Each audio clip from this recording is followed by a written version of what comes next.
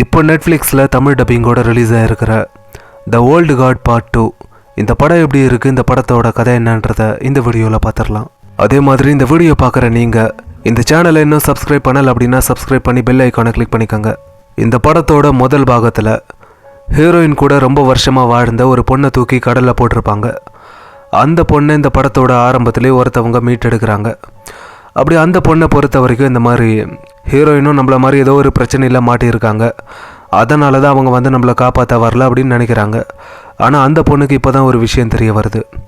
இந்த மாதிரி ஹீரோயின் வந்து ஃப்ரீடமாக இருந்தோம், நம்மளை வந்து காப்பாற்றலை அப்படின்னு ஹீரோயின் மேலே அவங்களுக்கு ஒரு கோபம் இருக்குது.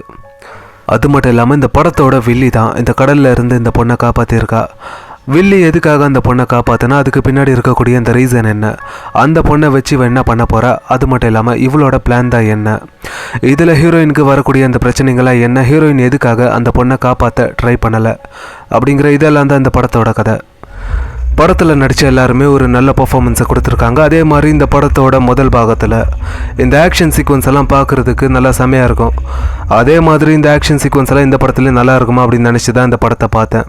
ஆனால் இந்த படத்தில் ரொம்ப சூப்பராகவே பண்ணியிருக்காங்க இந்த ஆக்ஷன் சீக்வன்ஸ் எல்லாம். அதெல்லாம் பார்க்கும்போது இந்த படத்துக்கு அது ஒரு மிகப்பெரிய ப்ளஸ்ஸாக இருக்குது.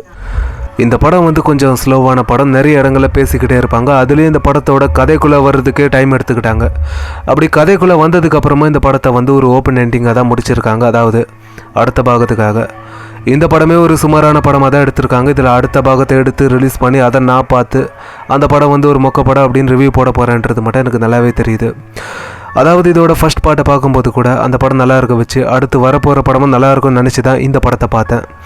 இந்த படத்தை பார்க்கும்போது அடுத்து வரப்போகிற படமும் ஒரு மொக்க படமாக இருக்க போகுது அப்படிங்கிறது எனக்கு இப்போவே தெரியுது.